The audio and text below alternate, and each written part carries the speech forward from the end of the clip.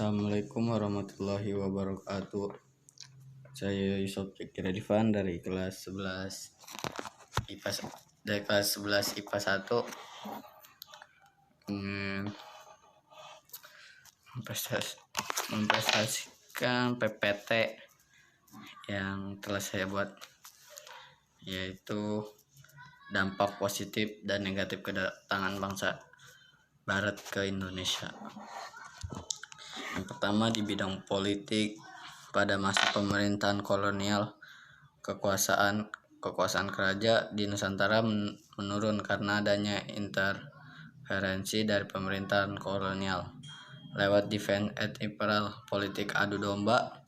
Melalui Defend et Impera, pemerintah Belanda berhasil mempengaruhi penguasa-penguasa di daerah untuk tunduk terhadap kekuasaannya. Berhasil membuat penguasa daerah tunduk berarti juga dapat mengatur beberapa kebijakan baru, seperti membagi wilayah Hindia Belanda, khususnya Jawa, menjadi 9 prefektur.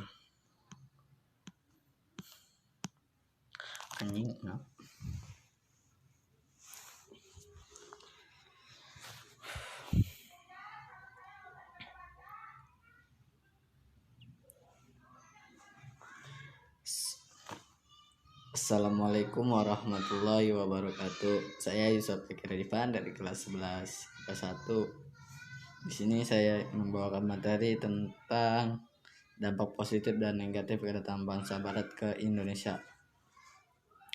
Di bidang politik, pada masa pemerintahan kolonial, kekuasaan kerajaan di Nusantara menurun karena adanya intervensi dari pemerintah kolonial lewat divide et impera atau politik adu domba. Melalui divide et impera, pemerintah kolonial berhasil mempengaruhi penguasa-penguasa di daerah untuk tunduk terhadap kekuasaannya.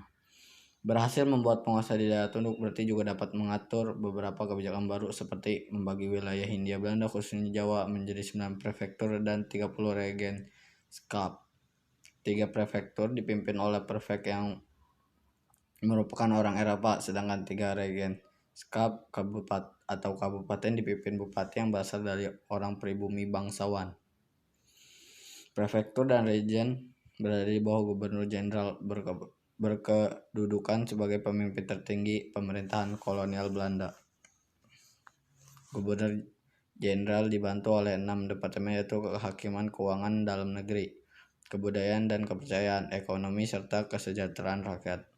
Perubahan dalam politik pemerintah kembali terjadi akibat kebijakan politik Pax Nederlandika di akhir abad 19 menuju awal abad 20. Kedua, bidang politik, kedatangan bangsa Eropa ke masa. Yang kedua, bidang budaya.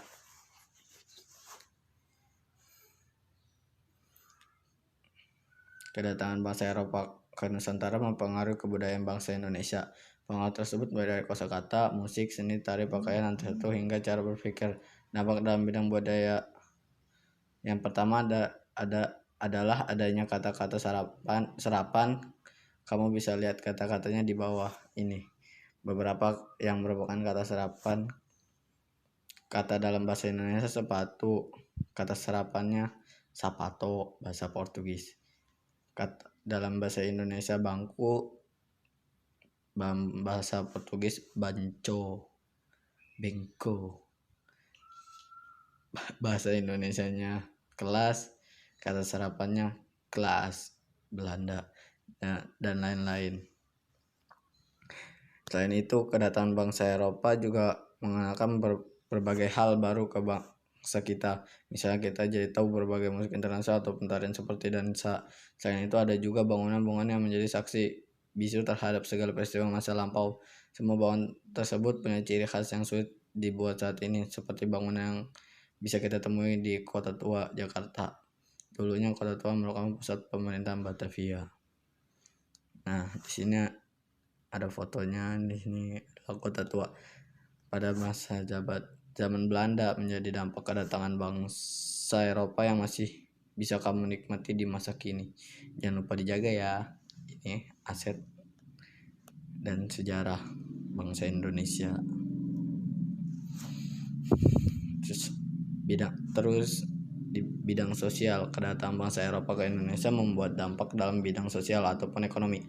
Salah satu dampak dalam bidang sosial adalah munculnya masyarakat yang menganut agama Katolik, Kristen, Protestan. Kerajaan Portugis yang membawa semangat 3G mempengaruhi penyebaran agama Kristen dan Katolik. Dan salah satunya penyebar agama Katolik di Indonesia yang terkenal adalah Franciscus Xaverius, seorang misionaris dari Portugis di Maluku pada tahun 1546-1547. Di samping penyebar agama Katolik, agama Kristen, Protestan juga turut tersebar di Indonesia. Nah, di sini terlihat pendeta yang bernama Franciscus Xaverius yang ditetapkan menjadi orang suci oleh Gereja Katolik. Nah, kita lanjut ke bidang ekonomi aja. Dengan datangnya bangsa Eropa, masyarakat Indonesia diperkenalkan pada mata uang di masa Raffles, menjalankan kebijakan sistem sewa tanah, diperkenalkan uang kertas dan logam, mendorong munculnya perbankan modern di Hindia Belanda. Salah satunya adalah di Javers Bank dan modern Hindia yang muncul pertama kali dan didirikan di Batavia pada tahun 1828. Selanjutnya adalah bangkitnya kehidupan perekonomian akibat pembangunan jalan raya Pos Anyer Panarukan. Kawasan infrastruktur di jalan didukung oleh jaringan transportasi khususnya kereta api yang muncul dan berkembang pada masa sistem tanam paksa. Jalan kereta api muncul dan berkembang di Hindia Belanda sebagai sarana pengantar hasil perkebunan yang ada di Hindia Belanda serta transportasi masyarakat. Munculnya sistem transportasi ini merupakan dampak kedatangan bangsa Eropa bagi Indonesia yang masih bisa kamu gunakan hingga saat ini. Hingga saat ini kamu masih bisa menggunakannya. Beruntung kali kalian. Bidang pendidikan, masuknya bangsa Eropa ke Nusantara juga membawa pengaruh besar dalam bidang pendidikan. Pendidikan dari Eropa pertama kali masuk ke Nusantara bersamaan dengan masuknya agama Kristen Katolik. Kala itu dibangun sekolah yang mengajarkan ajaran agama Katolik untuk para pribumi dari daerah timur Indonesia di sekitar daerah Maluku. Pendidikan mulai dianggap penting saat kebijakan politik etis dilakukan oleh pemerintah kolonial. Perhatian pemerintah kolonial Belanda terhadap pendidikan dikarenakan guna memenuhi kebutuhan tenaga kerja di sektor-sektor swasta dan pemerintahan. Sekolah-sekolah yang didirikan pemerintah menganut sistem pendidikan barat dan hanya bisa dimasuki oleh kalangan bangsawan. Beberapa contoh sekolah yang didirikan pada masa awal pemerintah kolonial Belanda antara lain Sekolah 1 Ongkosiji RS Kelas, sekolah untuk anak-anak priai dan pelajaran bahasa Belanda. Sekolah 2 Ongkolono Tweede Kelas, sekolah untuk rakyat kebanyakan pelajar bahasa Belanda. Hollandeske Islandse School atau HIS diperuntukkan untuk Belanda dan pribumi, dan adalah yang lainnya. Pendidikan selanjutnya dibentuk pemerintah kolonial Belanda adalah sekolah-sekolah kejuruan seperti calon pegawai negeri sipil yaitu Osvia. Ada pula 2 sekolah kejuruan medis self dengan tingkat universitas yaitu School tot Opleiding van Inlandse Artsen atau singkatan Stovia dan NIAS. Stovia didirikan oleh pemerintah kolonial Hindia Belanda untuk melahirkan dokter-dokter demi mengatasi berbagai penyakit di wilayah jajahan. Sekolah ini didirikan untuk masyarakat pribumi sehingga setelah mengayam pendidikan di Stovia mereka dapat gelar dokter Jawa. Kenapa nggak dokter Padang? Stovia akhirnya menjadi cikal bakal berdirinya Universitas dan Fakultas Kedokteran Indonesia yang sekarang dikenal dengan UI, yang banyak mengeluarkan orang-orang pintar dari sana. Nah, positif dari kedatangan bangsa Eropa tersebut adanya teknologi yang dibawa oleh Belanda menambahkan pengetahuan masyarakat dalam bidang cocok tanam, pembangunan infrastruktur secara besar-besaran seperti jalan, bangunan, sekolah, pendidikan yang semakin baik.